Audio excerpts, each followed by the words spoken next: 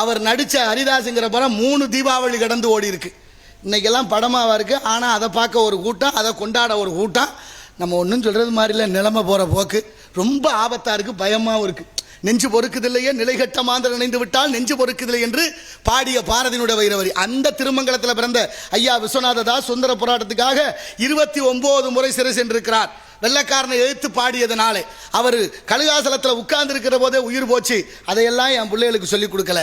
அத்தனை வரலாறுகள், நம்ம மறவர்களுடைய வரலாறுகள், வேலுநாச்சியார் வரலாறுகள், அதுபோல பசும்பொன் தேவரையா வரலாறுகள், எத்தனையோ வரலாறுகள் இன்னைக்கெல்லாம் பாட புத்தகத்தில் இருக்கான்னு சொல்லுங்க. நீங்க எல்லாம் ஏன் இல்லைன்னு? ஏன் இல்லை? இருந்துச்சுல்ல ஒரு காலத்தில், நம்மெல்லாம் படித்தோம்ல. ஏன் இன்னைக்கு இல்லை? ஏற்கனவே இருந்ததை ஏன் எடுத்தாங்க? ஏன் எடுத்தாங்கன்னு உங்கள்கிட்ட சொன்னாங்களா? ஏன் எடுக்க விட்டு நீங்கள் எல்லாம் வேடிக்கை பார்த்திய? அப்புறம் அவங்களுக்கே கொடி பிடிச்சி கோஷம் போடுறீங்களே, என்ன நியாயம் அது? என்ன நியாயம்? அப்போ நம்ம வரலாறு பூரா அவன் அழிக்கிறான். அதை விடுங்க, நான் ஒன்றும் சொல்கிறதுக்குள்ள, உங்களுக்கு புரிஞ்சா சரி, அவ்வளவுதான். என்ன பண்ணிக்கிட்டு இருக்கோன்னு பாருங்க. அப்படி விஸ்வநாத தாஸ் ஐயா அவர்கள் 29 முறை சிறைக்கு சென்றார். அடுத்து ஒருத்தர் அதே காலகட்டத்தில் அந்த மதுரையில் பிறந்த அம்மா கேபி ஜானகி அம்மாள் அவர்களை 4 முறை வேறு சிறையில் அடிச்சிருக்காங்க. அந்த அம்மாவை கைது பண்ணுற போது சென்னையில் ருக்மணி அம்மா கைதா. இவங்கெல்லாம் நடிகர்கள், நான் சொல்றது நாடக நடிகர்கள். அந்த நாடக நடிகர்கள் சுதந்திர போராட்டத்துக்கு வெள்ளக்காரனை எழுத்து பாடுபட்டார்கள். அடுத்து இன்னொருத்தர் திருச்சி உறையூரில் பிறந்த காதர் பாட்சா, சுருளிமலை வேளா உன்னை தோற்கடித்தேன் சுப்பிரமணிய பாலா என்று பாட்டு பாடி தூக்கு தண்டனையிலிருந்து விடுபட்டதாக வரலாறு இருக்கு. 40 முறை வெள்ளக்காரன் சிறையில் அடைக்கிறான். இந்த வரலாறுகள்லாம் நம்மளோட பிள்ளைகளுக்கு யாருக்குமே தெரியாது. ராமேஸ்வரம் கோயிலுக்கு போகணும்னா அந்த காலத்தில் பாலம் கட்டலை, படகுல போய் படகுல வரணும்.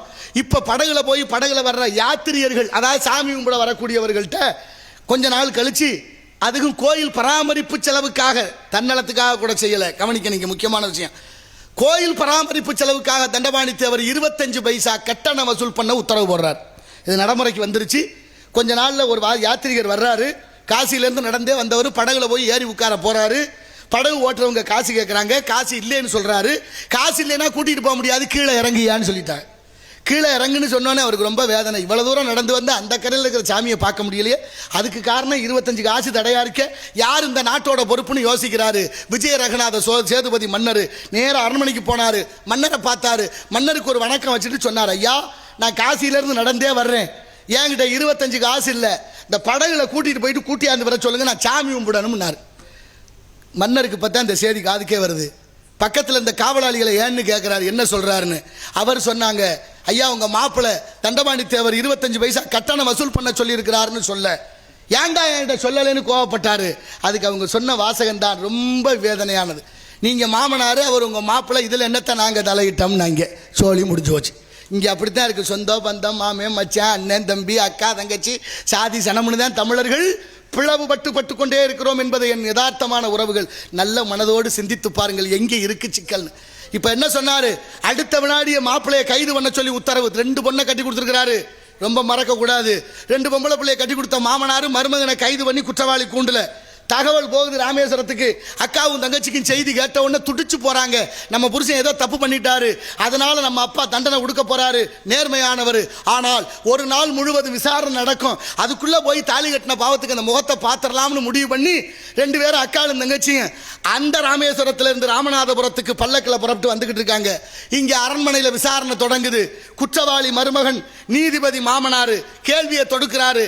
உன் மீது குற்றம் சுமத்தப்பட்டிருக்கு, கோயிலுக்கு வந்த யாத்திரியர்களுக்கிட்ட வசூல் செய்ததாக 25 பைசா. என்ன சொல்றாரு கேட்கிறாரு மன்னர். என்ன சொல்றான்னு கேட்டாரு. நல்ல மனுஷன் வாழ்ந்த காலம், ஆமான்னு ஒத்துக்கிட்டார். மறுப்பே சொல்லலை. இப்ப கேட்டு பாருங்க, நான் செய்யல, பக்கத்துல செஞ்சுட்டேன். 1000 சத்தியம் பண்றானே, நான் இல்லை, நீங்க கண்டி நம்ம ஆளு எவ்வளவு சத்தியம் பண்றேன், ஏன்டா நீ பேசுற மாதிரி தெரியுதுன்னு கேட்டா இல்லைன்னு மறுக்கிறேன். இல்லைன்னா எழுத்து பேசுறேன், எவன் யோக்கியம்னு கேட்குறேன். இதாடா பேச்சு? ஏன்டா அப்படி தப்பு பண்றீங்கன்னா யாரு செய்யலை, ஏன்டா அப்படி குடிக்கிறேன்னா எவன் குடிக்கலை, ஏன்டா இப்படி அக்கிரமம் பண்றிய எவன் பண்ணலை, இப்படியே கேட்டான். இப்போ என்ன பண்ணாரு பாருங்க, தீர்ப்பு சொல்லணும்.